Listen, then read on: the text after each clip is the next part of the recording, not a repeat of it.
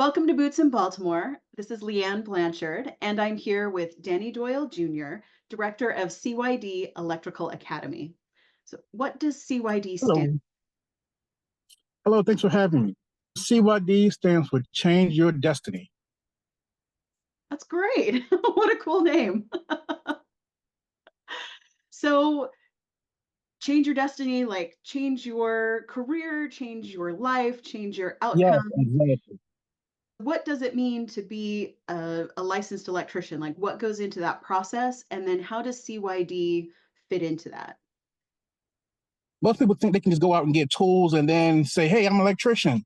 No, it's an involved process. First, you have to be hired by a electrical contractor or company, and they have to be taught by a licensed master electrician to work under them. And you have to do that for 4 years, which is equivalent to about 8,000 hours. And you also have to go to school for the 4 year period. So you have to go like a minimum of 144 hours per year in school. And that's where we come in. We handle all the educational training that you need to get your career going as an electrician. So the academy is providing like the classroom hours part of Yeah. it. Are you also providing the apprenticeship journeyman kind of side of it? Or does an electrical contractor contract with you to provide the classroom stuff while they do the on the in the field stuff? Exactly. It's the electrical contractor, they would contract with us. And while they teach you how to do the work in the field, the on the job training part of it, which is 8,000 hours part of that. And then they get us to do all of the book work, all the boring book work, which actually can be pretty fun too, because, we learn a lot of stuff in there, Right. but it's also rewarding. Right. Well, I imagine for let's say somebody is already an electrician, they're kind of an independent contractor, but if they wanted to hire somebody to work in their business, it would be hard for the guy who's actually out doing the stuff. It would be hard for him to teach all those classroom hours. This reduces the friction of trying to hire new employees because they can just offload all of the classroom stuff to you. Right, right.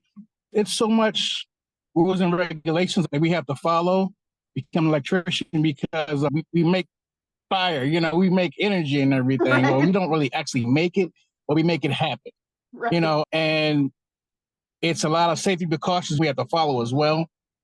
So that's why it's important to hire a licensed electrician, because we are, working safe. Yes. So what are some of the common mistakes that DIY, amateur electricians or why is it maybe not such a great idea to install your own light fixture and change your outlets and things like that? Well, I'm also a licensed qualified agent, which is a master electrician who assigns his license to a business as well. And most of our work comes from people who hired unlicensed contractors to come in and work in their house, and we got to come in and fix their mistakes. A lot of times the wires are hooked up incorrectly, which can start a fire, or they have no power because they hooked it up like completely the wrong way. So it's like, Overloading it's some dangerous. circuits and tripping breakers Yeah, here. because some things can be overloaded. There's just so many things that can go wrong that, like, why would you entrust your livelihood, your life, to someone who doesn't have a license in what they're doing? Because a lot of times when you overload something, it doesn't happen right away. It'll be in the walls getting hot, you know, over time, and then all of a sudden, 3 o'clock at night, whatever, or when you're sleeping, it'll just start a fire. Hmm. You know. Very, very risky Yes. and ultimately not worth the money, right? Is it better to pay a licensed electrician who maybe costs a little bit more on the front end or replace all your stuff? And And that's another thing. It's like you're actually paying twice for the same job because we hire the unlicensed contractor off the street to come in and do the work. When they do it wrong, you got to call me out. I'm like, oh, you're so high. I'm like, that's because I know what I'm doing. You know, I have a license and everything. I'm licensed by the state. I have to carry insurance. You know, I know what I'm doing. You know, I'm not just someone off the street. It's not the case. Yeah. And also, it's against the law now because of the Maryland Act and that they put in place in the year 2021. It's like no electrical work can be done unless it's by a licensed electrician. If you find out you're working in your house or whatever, like, I guess not just your house, but someone else comes into your house and does work and they're unlicensed, the first offense, you get $1,000 fine. The second time they find out about it, it's a $5,000 fine. And if they don't have insurance, it's $1,000 on top of that. So And it's that's like they're really trying to save people's lives out there. the homeowner pays that, the person who hired them or the person who did the work? I believe it's both because they will find a person doing the work as well. But the homeowner keeps on hiring other licensed people, they will get fined as well. And it makes sense because they're trying to protect everybody. When you have a fire in your house and the fire department comes out, the city picks up that expense, right? The fire department isn't charging you to put out your house fire. Right, exactly. And so it makes sense for them to get ahead of that and create these preventative measures so that they don't have more expenses and lives lost and all of those things. I think that's a good thing. Mm-hmm. So, is there a difference in certification between residential and commercial? Because you mentioned working in both. There's not a difference in the certification because when you go to school, you learn how to work in both. You learn how to work in the residential houses as well as doing commercial work as well, which is like stores, like any office buildings and anything like that. So you pretty much learn it all like as a broad spectrum. You learn how to work even in the hospitals too.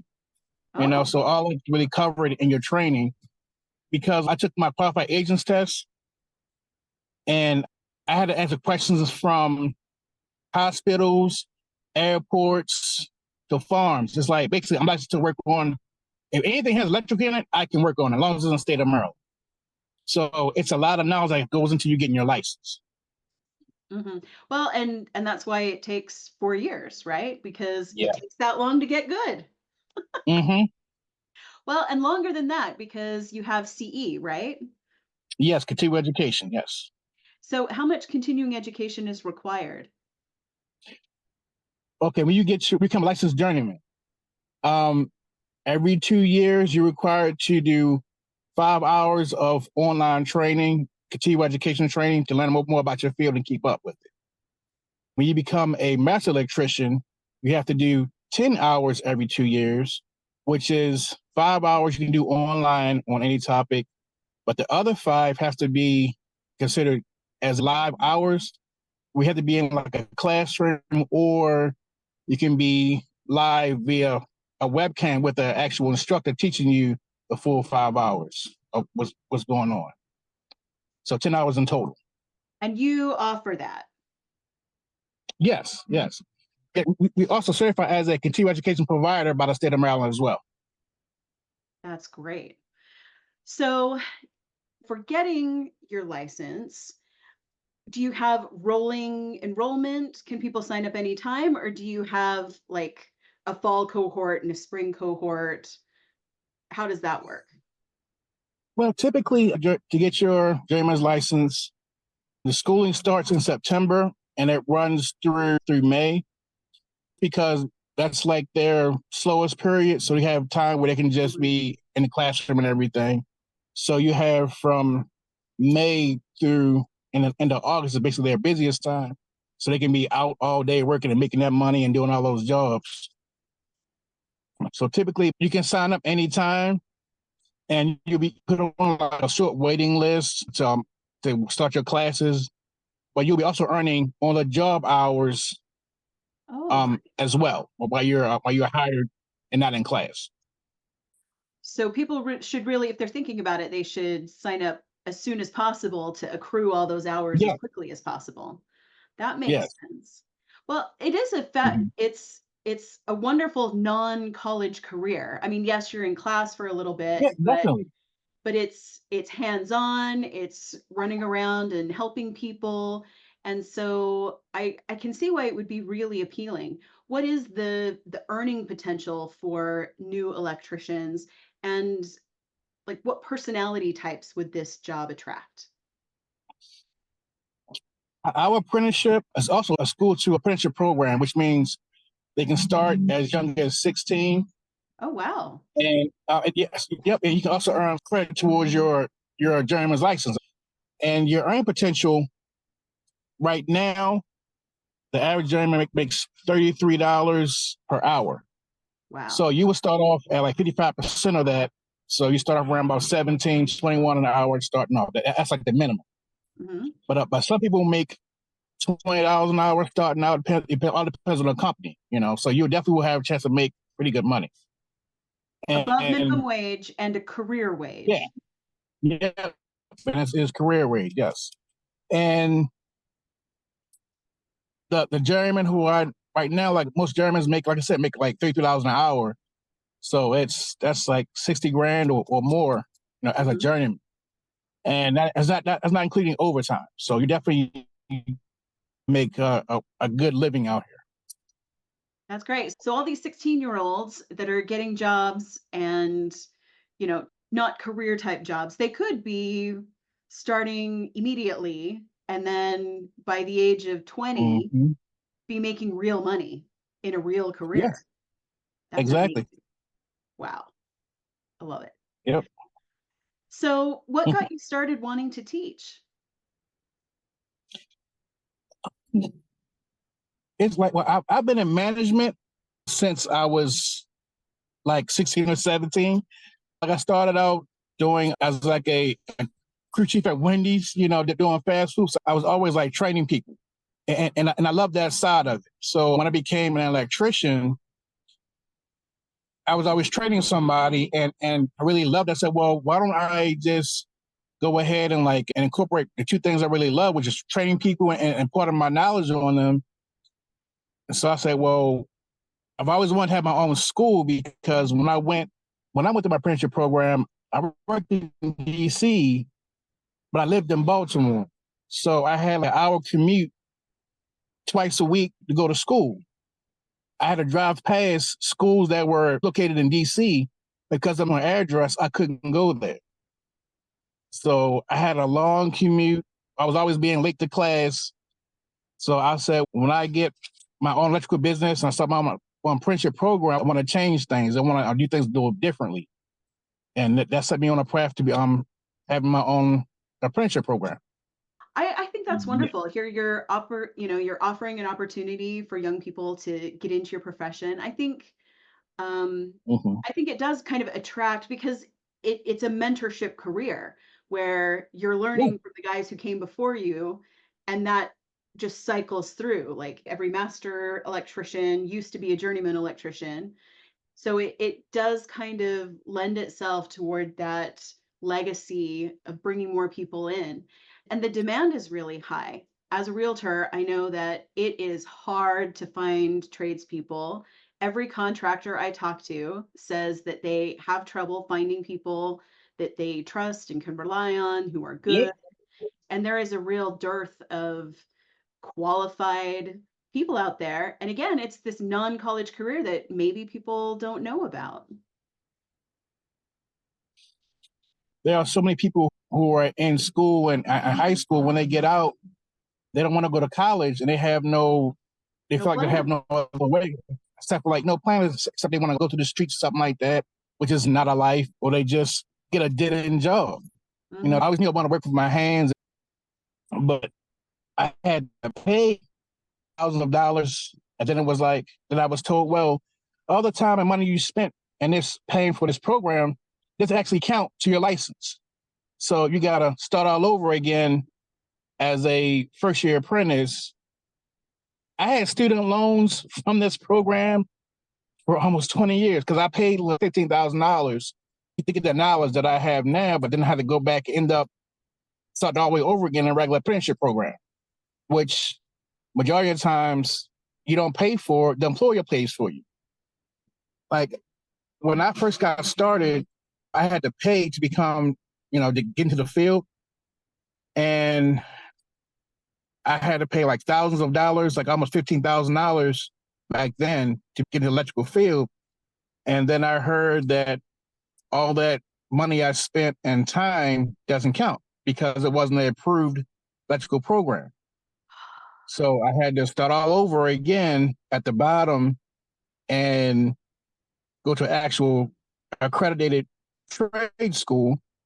And like, I didn't really have to pay. It was my employer who paid for me. So I wanted to save like a lot of high school kids out there from making the same mistake that I did and just provide them with the trade already so they can know about it and be working in it and just making a good money. If high school kids are interested in this career, well, if anyone's interested in this career, would they first get hired on, say, hey, I want to be an electrician, and then try to get hired? Or would they contact you first to go through the school?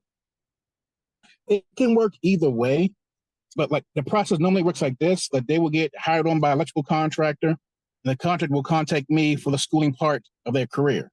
Or they can contact me and I can try to help them find an electrical contractor to hire them. Once they're hired, I can put them officially into the program and they will start accruing their on-the-job training hours and their classroom hours. So if they're brand spanking new, don't know anything, why would what could they do for an electrician? Like what kinds of jobs or what kind of help can they provide when they don't know anything? How do they get hired? Oh, when you don't know anything, when you first come on, what they would do is they'll call you a helper. They would train you on, I guess, like on all the material, the table, what type of material it is that you typically use, all the names and terminologies of it. And after you spend some time as a helper, if you're more promising and everything, then they'll say, okay, well, do you want to become an electrical apprentice? Do you want to actually continue your career? And once you say yes to that, then they will put you through a formal training in the classroom. Ah, so it starts out with pass me the screwdriver, and it ends up with Yeah. them being a master electrician eventually. Yeah. Yep. So, so you're located in Gwynn Oak. What made you choose that area? Well, when I first was looking around, I was trying to find a place in my program. Note kind of stood out to me at the Forest Park Senior Center there. They have a lot of spaces where they can have someone like me come in and start a program and help out the community because I'm also community based. I want to do a lot for my community. So I'm working with the Veterans Administration. I work with the entry coordinators for those who were behind bars and trying to get another start. So I work with them as well. And also, if you were ever in foster care, we also can. State of Maryland has a program where they will pay for your schooling as well. And I saw that the Gwynn Oak location, the Forest Park Senior Center, and that location was really already doing things for community already. So I said, well, let me go ahead and partner with them and see how I can do my part to help the community. That's great. And I love hearing that. My son is adopted from foster care. And so I know how hard it is for kids who have been raised in group homes and just Yeah. constantly monitored, not able to do things independently because they're required to be supervised at all times, all these things. It's really hard sometimes for them to achieve in school because they've transferred back and forth, they've lost credits, they're, dealing with trauma and things like this. But this type of Mm-hmm. profession where it's hands-on learning, it's mentorship, it's again a non-college career, there's classroom stuff, but a lot of it Mm-hmm. is learning directly from someone else. I think that's exactly the type of path that those kids can really succeed at. A lot of them don't want to be indoors all the time. They don't, they kind of want to be out and about. And this is something that's entrepreneurial. They can work for themselves. I think that's wonderful. I wish you were around a little while ago. Yeah, me too. Like I get a lot of that. I meet so many young people right now who are already paying to go to a trade school, and then I'm like, some of them have to pay almost $30,000 to go to a trade school, that's not accredited by the state of Maryland. So I just spent all that money, and when you come out, you still got to go through a regular apprenticeship because you don't have anything. You have a certificate. But if you show it to an employer, they're like, "What's this?" But it's nothing that's going to count towards your apprenticeship. So you got to go ahead and start all over again at the bottom. And yet you're out like 30 grand, you know. And paying that off forever. It just puts you behind before you even Yeah. start. Yeah, that's terrible. It took me like 20 years to pay off my loan. So it's just crazy. Well, Yep. and yeah, and if you can get the employer to pay for it, that makes all the sense in the world. Yeah, exactly. Because right now, most employers will pay for you to go to school because they get actual benefits from the government to pay for apprenticeship programs.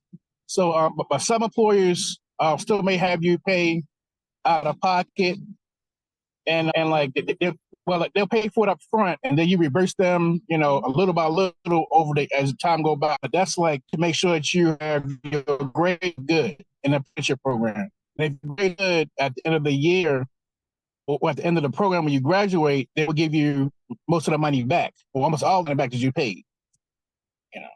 Yep. Yeah, and I think again, it's a low cost way for kids to get in, or for anyone. It doesn't have to be high school or college age kids.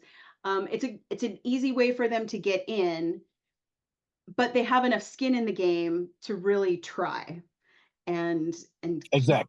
Yeah, I think that's the right model, and I think it attracts the right type of person who really does want this. Everybody wants people to succeed, and as long as they're putting in the effort, then the money's available, the program's available, and like we said, they come out with a career earning potential. That's amazing. Yes. Yes, exactly. I love it. So, how can people find out more, talk to you or find out more information or sign up? Where should they go? Okay, they can find out more information about my program at www.CYD Electrical Acedemy.org.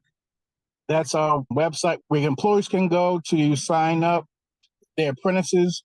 Or if you're trying to get the electrical field, you can go there and send us the email, reach out to us, and we'll try to match you with an employer. If you need continuing education, you can go to that same website and you can take classes there and sign for one of our classes for our live instructor. Journeyman test prep, trying to get your education to the next level, become master electrician. We have training for that as well. It's like every step that you have in your electrical career, we are there. We have it for you. That's awesome. I love it. So, people need to sign up immediately so that they can be accruing their hours and get in for the fall. It's perfect. Yes. All right. Well, thank you so much for doing this. I really appreciate it. Oh, thank you for having me. It was a blast. Thank you. Well, stay tuned for more episodes of Boots in Baltimore, and please check into this program and spread the word because this is a fantastic opportunity for anyone interested in the electrical field. Thank you.